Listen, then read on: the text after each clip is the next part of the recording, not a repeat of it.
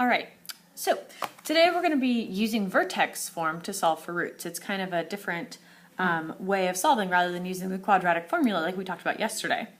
What we would do for something like this is we would take our equation, obviously, that is in Vertex form, and we're going to start with like a level 1 type of question, something fairly simple, fairly straightforward. So we're going to have y equals the quantity of x plus 7, quantity squared, minus 1. Okay?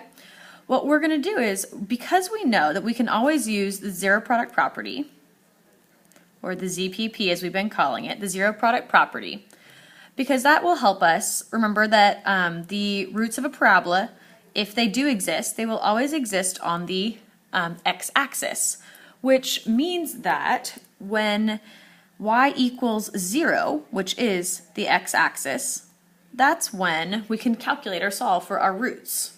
Okay, so that's the x-axis there. We know that if they do exist, they will be located on the x-axis, and therefore it will be when y equals 0.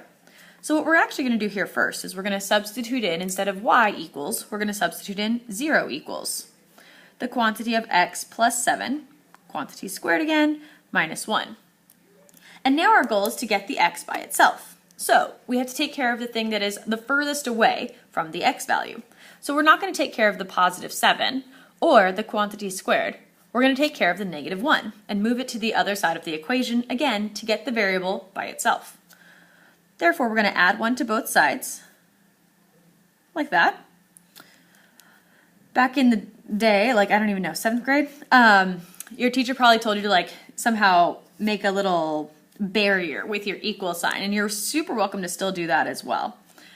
Just moving down that equal sign so that you know where that barrier is. It's almost like an equation mat. One side has the inverse of the other. So we're going to add 1 to both sides, and that gives us the equation 1 equals x plus 7 quantity squared.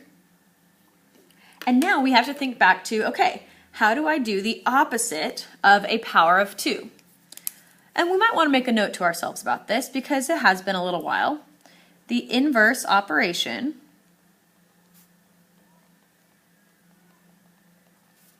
of squaring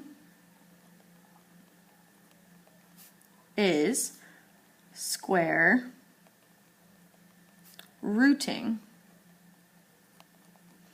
Okay, so the opposite of x squared is the square root of x. So, and not necessarily of x, but when you have a power of 2, the opposite, if you need to get rid of the power of 2, you have to do the inverse operation, which would be the square root of that same value. So over here, what we're going to do is we are going to do a square root on both sides of the equation. Like that. And I did it in yellow just so it would make sure that it's bright and it shows up well on the screen. Okay? But the thing to keep in mind when you do a square root on both sides of an equation is that you have to put a plus or minus sign. Because you don't know, for over here for the square root of 1, you don't know if it is the square root of 1 times 1, but it could also be the square root of negative 1 times negative 1, both of which would get you the square root of positive 1, because a positive times a positive is a positive, and a negative times a negative is also a positive. So therefore, we actually have to put a plus or minus sign in front of this, because it could be the positive or the negative version, because it could be either one inside the radical. So now we are left with plus or minus the square root of 1, and we'll simplify that in 1 second. And then over here, the opposite of square rooting is squaring, so these two essentially cancel out, and we're left with x plus 7. Now we want to simplify this square root over here, and this is where it's going to get a little bit tricky. You're going to have to think about this one. Ha, there's the bell.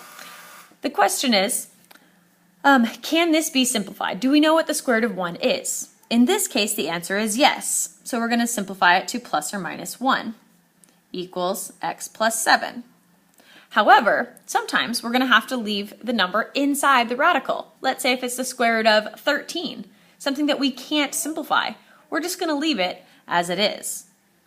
Now we still need to get this x by itself. So we're going to do one last step, and we're going to subtract 7 from both sides. Now, I'm going to forewarn you, this is where a lot of people make mistakes, because this negative 7 needs to go away or on the outside of that plus or minus 1. If you try and directly add or subtract the 1, you will likely make more mistakes. So instead, we write our answer as negative 7 plus or minus 1 equals x. And then we'll do what we did yesterday with the quadratic formula.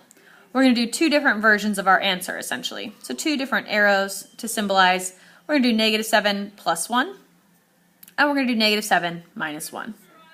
And that's how we get our final answer of negative 6 and negative 8, which we then put over here, x equals negative 6, comma negative 8. We then interpret those two answers, which means this parabola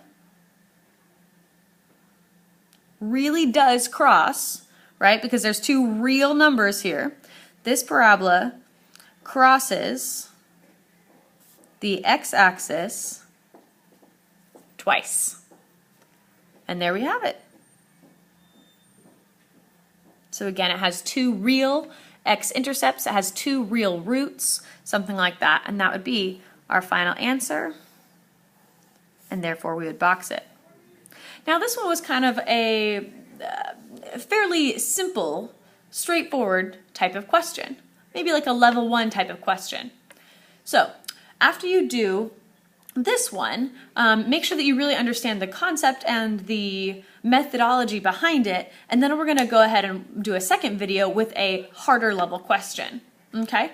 But make sure you have this all copied down, and make sure, maybe take a second and collaborate with your shoulder partner. Make sure you understand the steps that we took in order to solve for these roots using the vertex form of this parabola.